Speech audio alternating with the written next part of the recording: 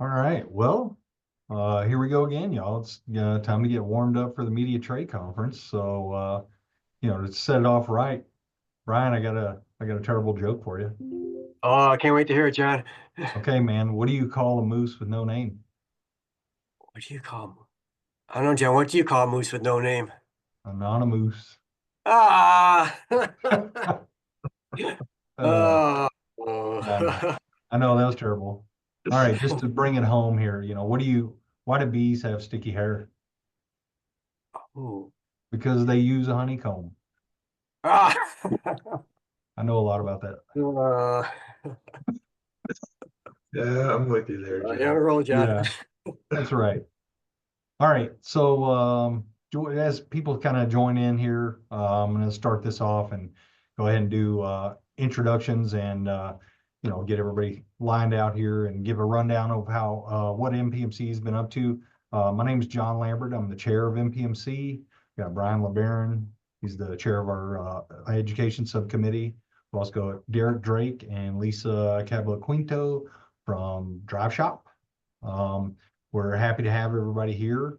Before we jump into the presentation, let me just give a quick rundown of what is going on with MPMC. As hopefully most of you know, if you're on here, we have our Media Trade Conference coming up on the 21st and 23rd, first year in Orlando. So we're looking for some great new changes there. Should be an exciting event. We've got a lot of stuff to talk about there and dig into. I do want to take a moment to say thank you to the other members of the select committee and volunteers that help us. We have several that are members at large that help us basically run the MPMC and dig into the details of what makes the Media Trade Conference event happen. So all those volunteers like myself and Brian, thank you very much. It's always a pleasure. And if you're joining us and have any interest of volunteering and being part of the MPMC and Media Trade Conference and the other things that we do, feel free to reach out. You can find all of our information on SEMA.org/MPMC. It's got contact information and everything. Just a quick recap of our event. We did have a Hall of Fame event at the PRI show. That was great. We inducted 2 new members to the MPMC Hall of Fame. And that's always a great event, great networking event. So, that hopefully December this year, 2025, everybody here that's watching, you can join us, do that again. We'd love to have you.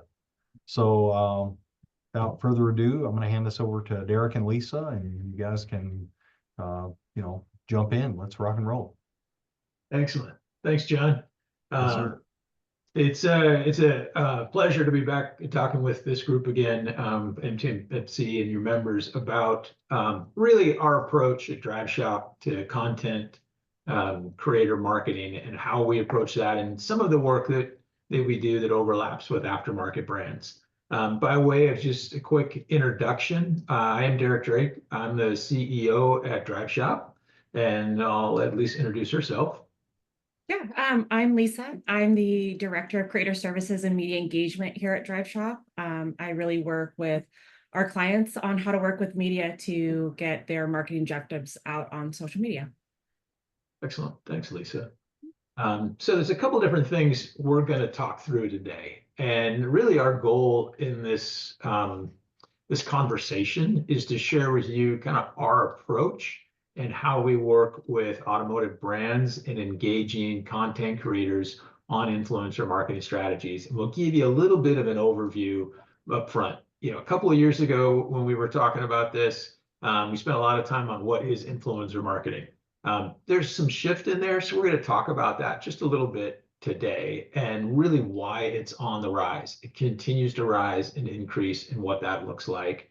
And then we'll spend a little time talking about when to use creators. What does that look like in the aftermarket space? And kind of touch on 3 different ways that we approach that.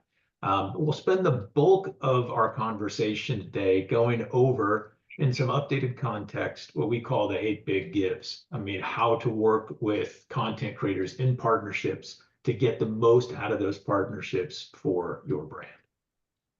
You want to add to that, Lisa? Yeah, and then as we go through these topics on getting the most out of influencer partnerships, Derek is going to address these topics from the perspective of a marketing and brand strategy, and then I'll provide the perspective of the content creators. At the end of our session, we'll have a few minutes for Q&A, but if we can't get to your question or you want more information, I'm going to put my email in the chat, and we can connect offline. So we'll get a little bit of a point counterpoint. You'll see Lisa and I kind of debate each other a little bit on some of these topics, or maybe collaborate. I think that's the appropriate term as we go through this. So let's dive into really what is influencer marketing and working with content creators. And I think one of the important parts of this context, and this is really critical to anybody who is looking at this from a brand, from a marketing standpoint, and what to do and how to engage in this and get started, is that content creator marketing is one piece, as a growing piece for many brands as we'll look at, but one piece of your overall marketing mix. And it really needs to be taken in context to what else are you doing from a marketing standpoint to get content creator marketing to work. If you are launching a brand or starting a new marketing initiative or launching a new product or a division or something like that, creator marketing, it can really be a big part of it, as we'll talk about, but it has to work in sync with the other pieces of your marketing mix. So where are you with social? Are you active as a brand? And you'll see where that's going to be important when we talk about when and how to work with creators. But you're active on a brand on all these platforms. Do you have an overall content calendar and mix and narrative and story that you're telling? Is your digital marketing in place? That's your email, your marketing, your website, all those other presences, your digital advertising, your SEO. Do all of that stuff work to be in place as well? And then your traditional offline. What are you doing there with events? What are you doing with sponsorships? What are you doing with activities? All of those pieces come together to make content creator marketing work and influencer engagement work that much better for your brand. So it's one small piece of this. It's not something that takes the place of all of these. If done well, which we'll talk about, it can activate and make all these other elements of your marketing that's that much more effective and efficient. Mm-hmm. And then I want to point out, following Derek, how important your website is. It's where the influencers are directing their audience to explore and buy your product. It needs to be functional, but up to date. An outdated, website can really cost you those sales. And then your social media, this is where those influencers live. And if you want to connect with them, you really need a strong social presence. Success really comes to brands that are active on social media. They have a clear strategy and treat creators as equals for that. So. Yeah, so it's really not an either or. You gotta bring all the pieces together to make it work, but this can be a key piece. So one of the things that we're seeing as a continued trend is a rise in the use of content creators by brand marketers, especially brand marketers active on social. I mean, this is just a quick snapshot and update, but we've seen an increase of almost 3 billion in spend year over year from 23 to 24 in this space. And that's significant, and it's continuing to rise. We see that, some of the key points in here is that, the brands that are active are putting out more and more content. From a brand standpoint, from a creator standpoint, 60% of brands are increasing their spend. Some are spending as much as 40% dedicated towards working with creators. Now it's not just payments and engagement with creators, but it's also how they're amplifying content. It's also how they're licensing content. All of those different elements come into that spend. And then we're also seeing, I think this is significant, repeat partnerships. So the idea, and you'll see this as we get into kind of the 8 big gives and how to work with creators, is that you're building partnerships that last over time, and you're growing those partnerships as well. Now that 70% of brands are working with creators with under 100,000 followers. So they're identifying people that are within specific niches that are creating that content, working with them over time, and then they're seeing their audiences build and having an exponential impact as part of that. And then 2/3 of brands are working with more than 10 creators. So it's not just 1 or 2 partnerships, it's really building a stable of collaborators, creators that you can work with that can help tell your story and maybe tell your story to different niches and different segments of your customer base. So these are some of the trends that we're seeing that are causing a real rise in the engagement of this part of the marketing mix. Anything you want to add to that, Lisa, or I pretty much covered it? No, okay. Got Okay, great. So when are creators used? So this is a thing that I think it's important for us to talk about from a brand standpoint, and Lisa can start to narrate this a little bit from how creators perceive this. But from a brand standpoint, when you're looking at your overall marketing mix and you're thinking about, okay, how can I use creators to help drive messaging? Really, we're thinking about it in three different ways. We're thinking about it as earned, we're thinking about it as editorial, and we're thinking about it as licensed. So those three different ways that we really look at this. Now, earned is really straightforward. This is where you're engaging with the creator. It's an unpaid placement. The creator is creating content, they're posting it on their channels, and they're really creating the messaging and the content at their own discretion. So they're showing up at these different engagements that you have, maybe by invitation. Definitely, you want to facilitate that. We'll talk about some of those elements. And they're creating that content for their audiences in their own voice, in their own narrative, and it's unpaid. The next kind of engagement is editorial, and editorial is where there may be a paid part of it. It might be unpaid. It can be either or. It kind of depends on the creator, the partnership, and we'll talk a little bit about that when we get into 8 big gives. But editorial has a briefing. This is where you're talking to them about, hey, this is the messaging that the audience, wants to get from us. Here's the story to tell. Here's some of the content that we think would make sense, that people would like. But you're still very much leaving that up to the creator to generate that content on their own narrative. And the content is resting on the creator's channels. The third piece is really the licensed content. And licensed is definitely paid in this regard. The posted content goes to the creator's channels, but it's also going on to your brand channels. So this is where the creator is generating content, but you're also using it to post on your channels as well. And you may be using that content beyond your social channels. You may be using it in other digital advertising and other types of things that you're doing. This is where not only are you briefing them, but you're also reviewing and approving the content to make sure that it meets that narrative. A good way to think of licensed content is that it's almost like hiring the content creator to be a production team for you to produce content for you and your brand and what that looks like. So from a brand standpoint, those are the 3 different areas that we look at this. And Lisa, you want to comment on this from how creators see this? Yeah, I mean, it's pretty straightforward. So we've got, our earned side. They're just there to have a good time. They really want to take your message and put it onto their social media. For editorial, they really want to kind of be a partner for this. And then for license, there's a lot of direction that goes into that. And they're there to be kind of your spokesperson for that content. Excellent. So let's highlight a little bit about a recent engagement that kind of involved all of this. And Lisa, you want to talk a little about how you worked with SEMA on creator engagement for the SEMA show?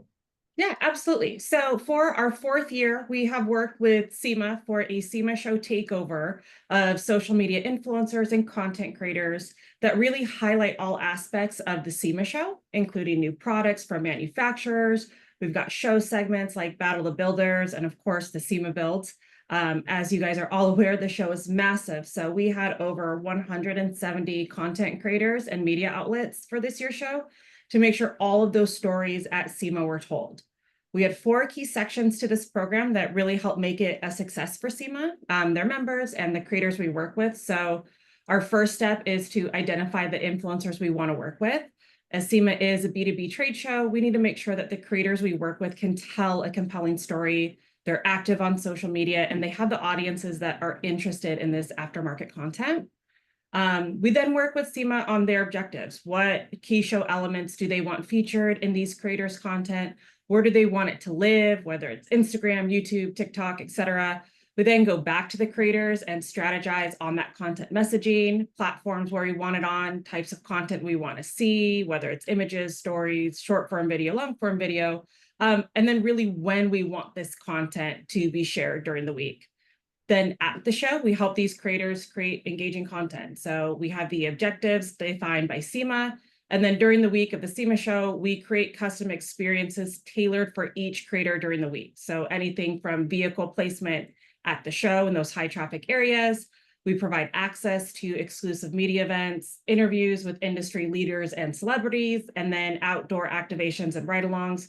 These are all experiences that they may not be able to secure on their own, and each is customized for their own objectives. And then our last big piece is the content management and tracking to make sure that the content is performing as needed, which we'll really kind of jump into on the next slide. So this is just a quick snippet of our dashboard for the 2024 SEMA show with some of the creators we are working with. This platform is incredibly helpful as it captures content in real time as they created and shared content. It provided immediate metrics that were then shared with the SEMA marketing team. In addition, the social team was able to immediately engage with the content with organic resharing and collaborations, as well as directly engage with content posted for additional amplification. So we were able to see the content that was performing well and immediately relay back to other content creators as a ripple effect of what audiences were excited to see at the SEMA show for immediate adjustments to content plans and strategies with influencers. So our strategy may change from Tuesday to Tuesday afternoon to Wednesday morning and throughout the week with insights from this platform.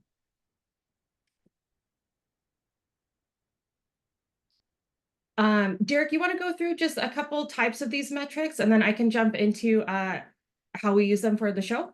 Yeah, absolutely. I mean, I think some of the key things from a brand standpoint, when you're looking at these kind of campaigns, and when you're seeing content come from different platforms and you're being able to put it into one visual picture that's real time, not only, as Lisa mentioned, do you get this command center view where you can interact with all the content in real time, but you can see the data behind that. And this is where you can see, you know, for the audience and how things are evolving, what's working best. What are they engaging with? Wow, the reels taking off on this particular campaign.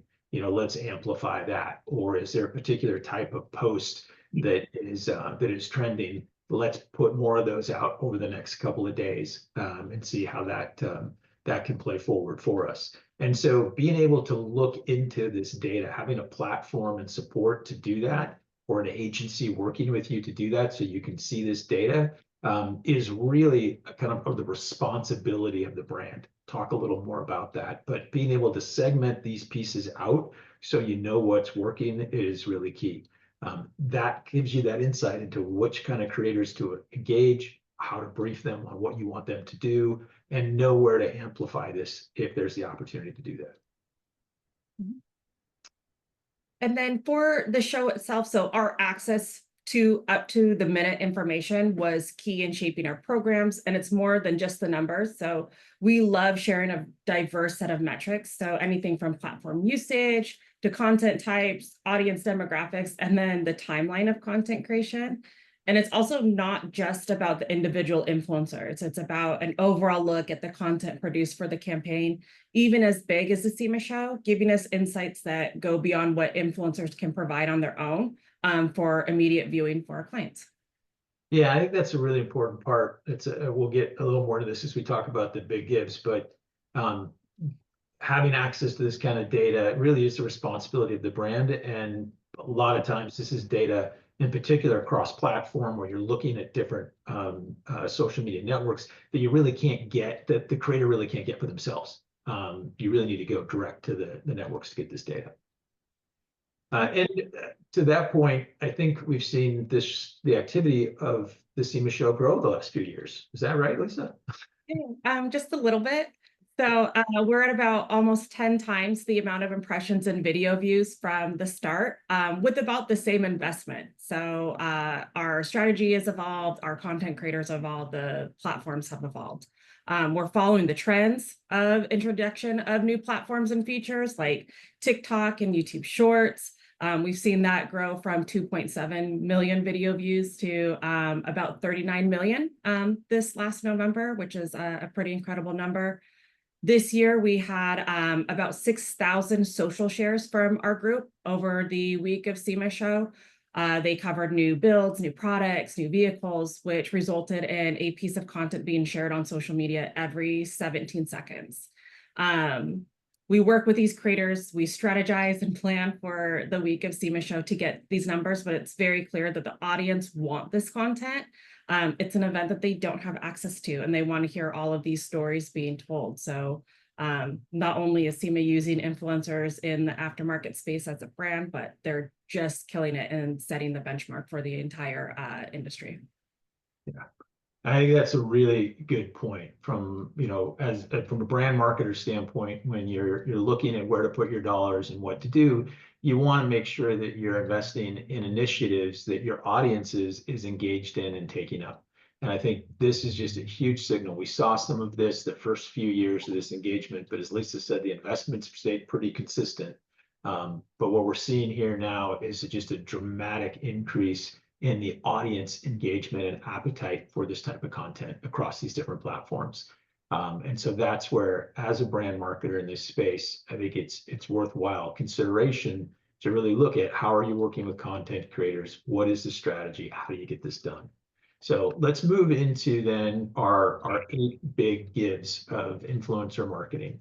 And now we've been interchanging the word influencer and content creator quite a bit. Get used to it. That's just how this narrative is happening.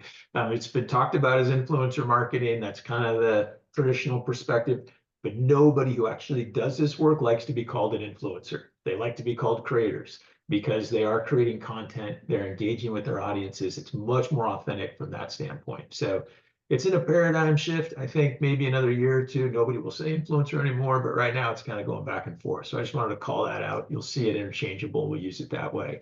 But we try to refer to the people actually doing the work as creators, but it is both influencer and creator marketing. So we'll see how that evolves. Let's get into our 8 big gives. And this is an initiative that I think is important for us to continuously review. We continuously review it inside DriveShop. Lisa and her team does this with our clients in automotive, most all of which are automakers that we do quite a bit of work with. And I think what's important to note is as things have evolved with working with creators and the whole platform of influencer marketing has evolved, new types of content come up, new networks come up. 5 years ago, we weren't talking a lot about TikTok. Who knows, maybe 2 years from now, we won't. We'll see. I think it'll be around. But, as things evolve and things happen for us, I think one of the things that hasn't changed are these 8 big gifts. I mean, these are core. And no matter really what happens with different platforms, what happens with different creators or different types of content, the approach to building out strong, effective partnerships in this space has stayed fairly consistent for us. And so we stick to these things no matter what the campaign is. If it's 170 creators showing up at SEMA, we'll stick to these. If it's something we're doing for an automotive brand we're working with, and it's 1 or 2 key celebrity partnerships, we'll work in the same platform as well. So these are things that stay fairly consistent for us. Anything you want to add to that, Lisa, before we jump into the first one? Yeah, I say this all the time. So these 8 big gives, they're equally important when working with creators. Like, we don't do just like 5 or 6. It's not going to get the job done. You have to commit to all 8 for the best outcome. So as we go through, they're all so important for these partnerships. Yeah, great. Well, let's jump into it. That's a really good point. So the first one is time. The first big give as a brand marketer that you need to give to this is you got to give time. And let's talk about what that really looks like and why that's important. One, any creator that you really want to work with, you got to acknowledge that they have a schedule. They have a schedule of activities. They have a schedule of planned content. They have a schedule of other maybe content initiatives that they have mapped out. And so if you want to work with them, you've got to find a way to work within their existing schedule. You've also got to give them time to create great content. Now that can be time within a particular day. That can be time when they edit content. You want to give them time before they post. There's a lot of work that we do where creators show up at an activity and then it's embargoed and they all post, after that. It's much more intentional than just a selfie that they shoot onto Instagram. You've got to give them time to produce the quality of content that you expect and that you want. You also have to look at their posting cadence. Smart content creators have a posting cadence. They post at regular set times and intervals, and maybe even they have specific types of content that they post on different specific platforms, specific days of the week, weeks of the month, hours of the day, because they know that that's what works for their audiences. That's when they get the most uptick. That's when they get the most reach on that content. And so you've got to work with them in terms of what their posting cadence is. They may also have a content calendar. In fact, you would expect that they would, so that they would know that, hey, this month I'm focusing on X, Y, and Z, or every year during the season, this is what I focus on, or I've got these activities coming up, especially in this space. Maybe they've got races that they're a part of. This is how I'm filling out my content calendar. So you have to work with them within that content calendar and what they have planned. Many of them, the creators we work with, will have calendars that go out 2-3 months, and you've got to find a spot to work within that. And then you also have to be acknowledging of their other brand partnerships. They may have other partnerships already in place. You don't want to conflict with that, not only for the other partnership, but also for you in terms of what that narrative is. Even if it's not directly competitive, you want to make sure that it's not noise in what's getting to their audiences. So time is really important from a brand's perspective. You can't reach out to a creator, expect a good piece to work for you, and give them like a couple of weeks. You give them a little more time than that, right, Lisa? Yeah. And then, from the creator's perspective, what we hear and our best practice is about 3 months ahead of when you want that social content to come out for any new partnership. So this really gives you both enough time to work through the steps of choosing the right creator and iron out all the details of the partnership. If it's a creator you're actively working with, 6 to 8 weeks of planning is good since you already have that established relationship. But then when it comes to big events like the SEMA show, you really want to plan further out. Those time slots go quickly. And then this gives the creators really time to develop those storylines. They prep their audience for this content. They plan travel and, coordinate logistics like lining up videographers and photographers and incorporate new content into that content calendar. So, really approach this like you're doing a trade show, right? SEMA show, you're selecting booth space and going through your checklist to prepare for the show. Add in influencer research, outreach, content strategy, planning sessions, content calendar discussions, and reporting to your list with ample time for the best success. That's a great point. Let's get to number 2. So part of why you want to give them that time and all that calendar and that viewpoint and their schedule is why you do creator marketing is you want to give them creative freedom. I mean, this is just another key point. As Lisa said, they're all equal, but this is kind of what differentiates working with creators and influencer marketing from a lot of other forms of content you have produced, is that you are showing up in their story. It's their story. Your brand, your product, your initiative is a character in their story. And you got to acknowledge that they are the content expert for their audience. Part of what you're engaging them for is that they've built this audience of people who tune into them for their voice, for their content, for their narrative. And so prescribing to them of this is how I want my story told, this is the message, this is what you need to do, these are the visuals you need to show, doesn't work because they are the expert for their audiences. And even in licensed content, that is why you engage the creator in that, because you want content that will appeal to their audiences or audiences of people like the ones that follow them. And so giving them creative freedom in terms of, what to say and how to say it, now we can brief them on it so they're educated, but what to say and how to say it, the visuals, everything to create for that. That is just a huge give as part of a brand marketer when you're working with content creators. Mm-hmm.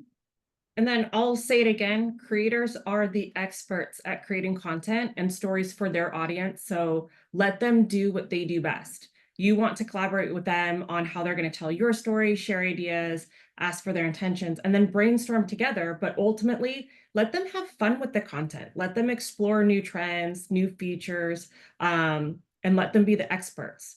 Many creators are okay with the brand approving their content before they post, but we really do try to keep that to a minimum as it can take away from the authenticity and really dilute their voice in the content. Again, it's their audience. They're used to a very specific language and cadence. Let them be the expert on their own social platform. And I can say we both agree that the best performing content is the content that has the most freedom and maybe takes some risks from time to time. Yes, no question. The third big give is part of that, and we're engaging them to be a part of their story and to produce content around that for their audiences is compensation. And this is really key, and to acknowledge that the best influencers limit their partnerships that they do. They're not partnering with everybody or all the time.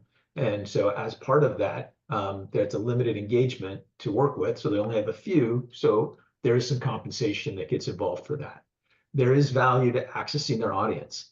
If you want to access an audience of 50 or 100,000 or 1 million people, that's real and that's significant. And there's value for that. You're also compensating them not only for their time, but also for their expertise. Hey, it only took them, a couple hours to put this post together. Yeah, but what to put in that post, how to message it, what to say, how to get it to their audience. You guys know that it's not just the hours that you spend on something, but the expertise that you bring to it that makes a big difference. It's a huge part of making that work. And so it's the same kind of engagement. And then also realize that compensation is not always cash. Compensation could mean a number of different things. Certainly it could mean parts, it could mean sponsorships, it could be an arrangement like that, but it could also mean access and engagement to events. As Lisa was saying at the SEMA show, access to things they otherwise couldn't get access to. Those are things that show up as value adds for their audiences and can be something that attracts them to that. So making sure there's a balance in value of the partnership. And sometimes that is just straight cash compensation, but a balance of value is really key from a brand standpoint. Yeah. And then if your brand isn't, as Derek mentioned, isn't really able to meet payment standards to creator partners, like really consider other opportunities that you can collaborate with creators on. Like, don't overlook the importance of perk, like access to events, products featuring this creator in your brand content or advertising. Find something that the creator will have exclusive access to or custom experience that no one else can get. That can be a really good trade for these creators. That's key. All right, so we've got our creators, we're giving them freedom, we kind of deal with them in that. The next real pillar of this, the next big give, is to put together a formal contract. Cannot stress this enough, that the importance of having a written formal contract that exists between the brand and between the creator every time you do an engagement. The key pillars on this is to making sure that the posting requirements are nailed down. You're being explicit from a brand standpoint. Look, these are my expectations. I expect X number of posts on these platforms done at these particular times.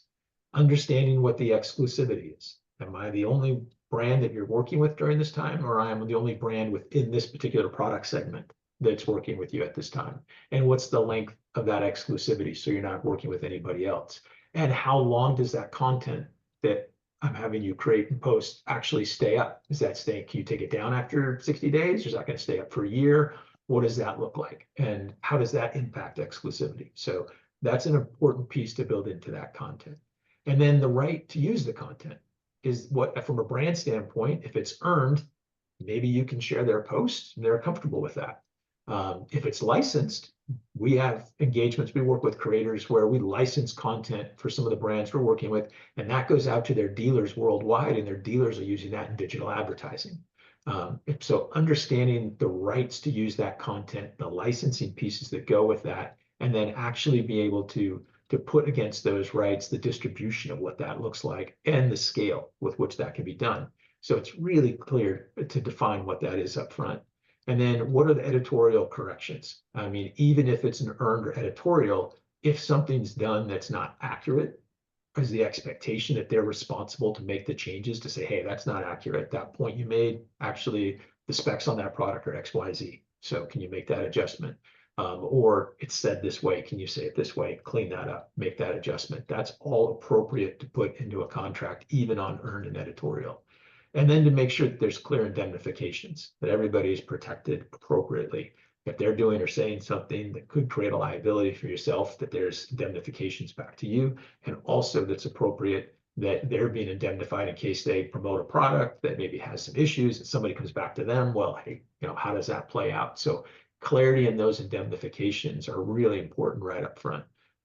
all of those are just core elements to put into a basic agreement. And then this is the responsibility of the agency or the brand to provide as part of the partnership. It is not the responsibility of the creator. This should also be executed before any product change hands and content is shared. From the creator's perspective, this is super important as it outlines the posting requirements and timing, protects their rights to content and product claims, and is a really critical step in the partnership and does protect both sides. You know, with our work that we do with SEMA and our other clients, we do not move forward with any campaigns until this step has been completed. This is kind of like our go, no go for any partnerships that we do. Yeah, and I would just reiterate that it is the brand's responsibility. And if you have an agency you're working with, it's 100% on them to make sure that this gets done. And as a brand, you should definitely make sure you're seeing these and reviewing those if your agencies are putting those in place and getting them executed with creators, so you can understand them. Okay, so now we've got them set up, contracted, everything's in place. The next big give to move forward on influencer marketing with creators is the written brief. And this is a huge part of the work that the brand marketing team should be doing to really educate the creator. Whether it's earned, editorial, or licensed, you should put a brief together as a written platform to help address some of these key questions so that they can understand the messaging that matters to the people that you want as customers. This is your chance to educate the creator on, look, here's the things that differentiate us. This is who should be buying my brand or my product. Don't leave it up to them to try to figure out who's your customer. Say, no, here's the customer for this. Here's who should be buying it. Here's who we built it for. Here's who we designed it for. Here's who's buying it. Make sure that is very explicit.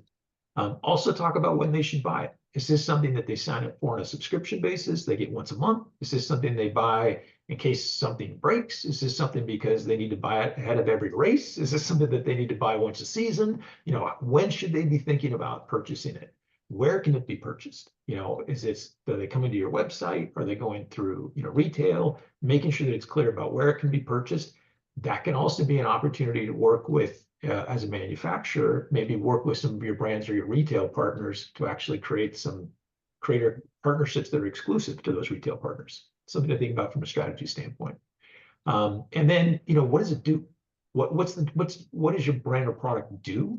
And how does it fulfill a need? And what makes it unique and special? Don't assume that the creator will figure that out just by looking at your website and knowing what they know. Be super explicit in this. To take the time to put together one of these briefs, it can be in all different kinds of formats, but make sure that you take the time to write this stuff down and making sure you're clear on this. We recommend doing this way up front before you start talking to the creators so that you make sure that you have the right creators to deliver on this. But this is the point that you want to definitely present this to the creators. Yeah, this is incredibly important to the content creators. And, like Derek mentioned, you don't want to assume that they're going to know what you want told or that they're just going to figure it out. So this brief should be simple and concise, have all the relevant information from messaging, call to action, hashtags, preferred type of content, shot angles, do's and don'ts, etc. This is really the document that these creators will refer to throughout the partnership. So giving clear expectations is really important. And this can also be a working document as objectives do evolve in long-term partnerships, but you always want to keep your creators up to date with new information, even a quick email, a quick update to the brief, anything that can give them relevant information for this partnership. And then to keep things moving, let's talk a little bit about the six kind of big give. And this is really understanding what the experience is with the creators. And this is something that you can spend quite a bit of time collaborating with the creators about, or you may have a very specific objective that you want to bring into the content that you want to explore with them as well. And this is looking at what the unique experience is. This is really about thinking about content design. When the customer is seeing the content and they're seeing your product, your brand, and your message, what's the context of that you want them to see that in? Do you want them to see that, in your factory, how it's made? Is that the best place to deliver this story?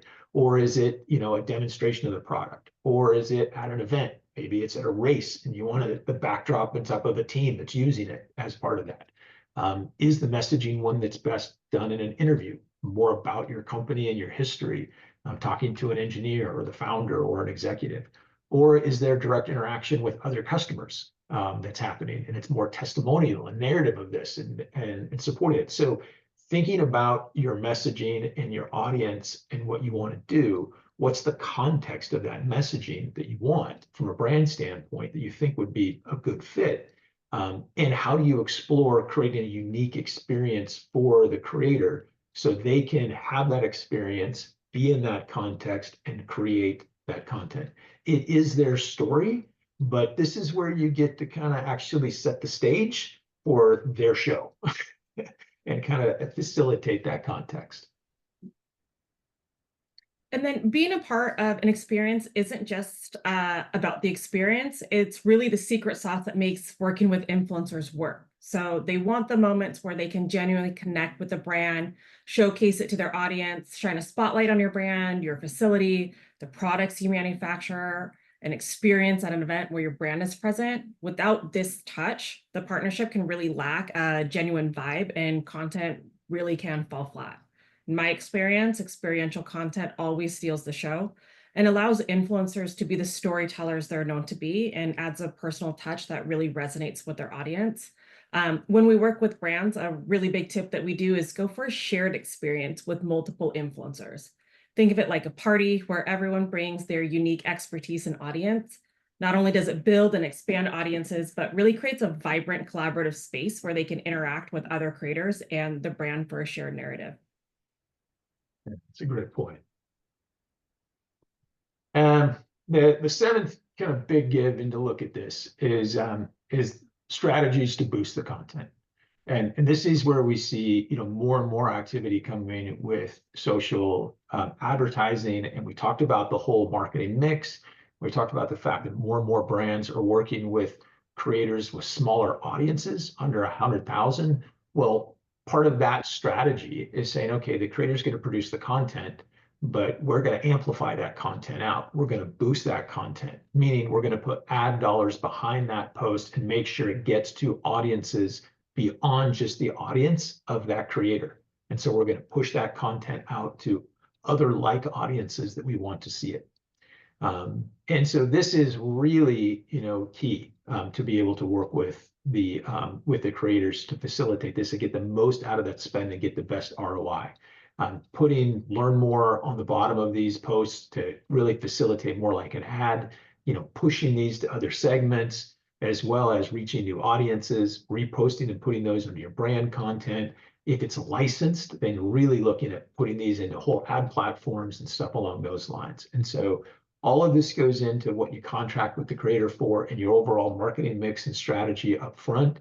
But this should be a key piece in terms of that narrative. It's also something that can be seen as a value add for the creator.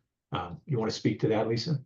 Yeah, it's a huge interest from creators when you commit to do this, as it really does help expand their audiences and build followers, and then promotes them as well as it promotes your brand and product by using their content for marketing purposes, either through social media, in their newsletters, as testimonials on your website. They're more connected to the brand and really legitimizes them as your partner. And then I think that the eighth big give that we talked a little bit about, and Lisa showed some of the data, and we looked at some of those KPIs and those metrics from the most recent SEMA show activation, is the diagnostics and the data. And this really is the responsibility of the brand or the agency and the team that you're working with to understand what's performing across the board and to see that across different platforms. The best platforms syndicate data across the social networks. So you're getting data directly from TikTok, directly from Meta. You're getting the data and stuff pretty much real time as stuff gets posted, as impressions and reach and stuff gets tracked. And you're monitoring those across all the different content posts and across all the different platforms. There's different tools and stuff to be able to do this, but taking the responsibility as the brand marketer to make that happen. The other key thing is to look at insights and benchmarks and to share them with the creators that you're working with. So, hey, we're doing carousel posts on this on Instagram and they're taking off, or this platform of video is working great on TikTok right now or has for us. Share those insights with them. They don't have the benchmark data that you'll have access to as a brand, and then work together to improve. Work together to say, hey, this worked well, let's go ahead and create something along these lines. So not holding back the data, not keeping it hidden from them. It said, well, if this performed really well, they're going to want to charge me a bunch more next time. It's like, no, you guys are working together in this partnership to elevate that. They want to grow their follower count. They want to grow their audience. They want to build successful partnerships. That's what you want in this as well. But one of the key things from the brand to do is come to the table with these diagnostics, come to the table with the data, come to the table with the insights to make sure that you're investing in the platforms that can give you that. Also, the people that have the expertise to understand it, whether that's people directly on your team or an agency that you're working with, so that as part of that dialogue with the creators, you can bring this intelligence to it and help make the partnership that much better. For creators, user-friendly platforms that simplify this content management and performance tracking are key, like the one we shared earlier. This involves enhancing existing tools or introducing features that highlight overall trends. It's important to recognize that a lot of these creators lack access to the reporting tools for some of these marketing strategies, and they really aren't interested in the admin task of screenshotting and self-reporting. So having a robust platform is key. Most creators are also active on at least 2 platforms, each with distinct audiences and content requirements, and managing 2 sets of metrics and reports can be challenging. By providing robust performance and reporting support, we can empower those creators to invest more time into actual content creation and storytelling.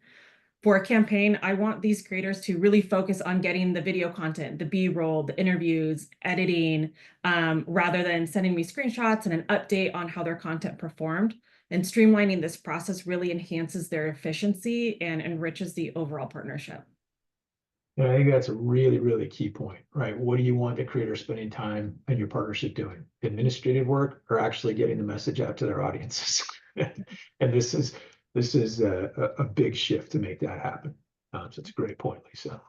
So just to recap a little bit, influencer marketing, what is that all about? Creator marketing, that's about being a character in their story. Whether that story is told on their platforms or it's told through your platforms, your licensed content, it's really about being a character in their story. Why is it on the rise? Where we're seeing more audiences, more brands, we're getting more creators engaged. And at the core of that, it's really the audiences that are driving this, because that's the piece. If the audiences weren't there, it wouldn't be growing. It's particularly what we've seen in the aftermarket space with some of the work that we've been doing with the SEMA team around the SEMA show and other SEMA initiatives. The audience and engagement just continues to grow exponentially in this space year over year. When to use these creators? Well, all types of content initiatives, earned, editorial, licensed. It's really an unlimited engagement, and it's still very much the Wild West. As Lisa said, take some risks, explore some different things. That's the best performing content. Make it fun, let everybody have fun with it and enjoy it. That's the stuff that's exciting. But when you do decide to put the hammer down, do it right. Follow the 8 big gives. Get all 8 of them done. Check the boxes on it. Give yourself the time to get that done. Work with the team to get that done, and then you're going to get the best result you can out of that. So I think that kind of wraps up our overall presentation. We've got maybe about 10, 11 minutes to open up for some questions or dialogue or conversation relative to this. Yeah, so Derek, I'm going to throw one at you while I go through these one. This one came in about halfway through. So beyond codes and custom URLs, how do you track performance?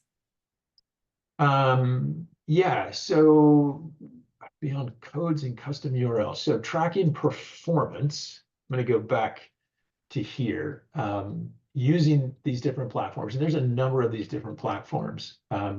But when we'll do a campaign, and Lisa and her team and the group will do a campaign, we'll start out by actually forecasting the number of posts that we want to get, what the investment's going to be, where those posts are going to be. And then with these tools, we can forecast out what the performance of that content is. So we can literally put in there and see, okay, we expect to get X amount of reach, X amount of impressions, X amount of engagement, and a tool that a lot of these, or a metric that a lot of these tools track, which is called SMV, social media value. Now, if you've been around in this space for a while, you used to look at ad equivalency value, and that was, you know, that was smoke at best. Social media value actually is a far more effective tool because it actually tracks what an ad buy on social media platform would be to get that same result. So what that ad buy would have to be. And you can customize the different variables on that, what the value of each post is, what the CPMs are for each engagement, for reach, and all of that. So you can customize these different formulas. We work with different platforms to benchmark these and know what to get that same result, what an ad buy would look like. And so as far as, you know, tracking, using these tools that pull this data and then being able to forecast a campaign out and go, okay, we expect X thousand pieces of content to generate X million impressions to get us X $1 million of ad buy. If we're going to spend Y on the campaign, then we should get an ROI of this. That's what we should look like. And then as the campaign goes, we're tracking those different metrics and we're seeing if we're on track to what our forecast was. And if we're doing our job really well as brand marketers and as an agency team and the partnerships are in place, we're hitting those targets or exceeding them. Cool. I'm going to take one of these questions. It's actually a really good question. And then Derek, I'll let you chime in if you have anything. What's one mistake you see aftermarket brands frequently make when starting out with influencer collaborations, and how can they avoid it? We have 8-bit gives. They're all super important. I'm very partial to two. One is contracting the influencer and briefing the influencer. So a really big mistake that we see is, you know, brands will just send a product. They have a creator that they really like, and fingers crossed that they're going to post and make content and everything's going to go viral and it's going to generate a lot of sales. When we talk with these brands on why it didn't work, my first two questions are, well, what was the brief? So what did you want this content creator to talk about? Where did you want this content to show up? They don't have one. So they were just sent a product, no messaging, no objectives, no demographics, nothing. The second part is they weren't contracted. So this person has no obligation to make content either. So they're kind of going in blind. You're now out of product without really, you know, any plan with that. So those are kind of the two big mistakes that I see right off the bat. Then, you know, the other 6, they kind of play a part in it. But those are the really two big things that I see when brands are just starting out with content creators. Derek, is there anything that you want to jump in on that? Yeah, definitely. I think those are great points. There is something I will add to that. I think there's an element, and we've seen this, and we don't see it's not unique to aftermarket, but it does have a significant presence here, is confusing the partnership with the creator with other things they may be doing for you. So maybe they're a sponsored racer for you and you're sponsoring their race team. That is one engagement that you have with them. Another engagement you have with them would be as a content creator and what that looks like.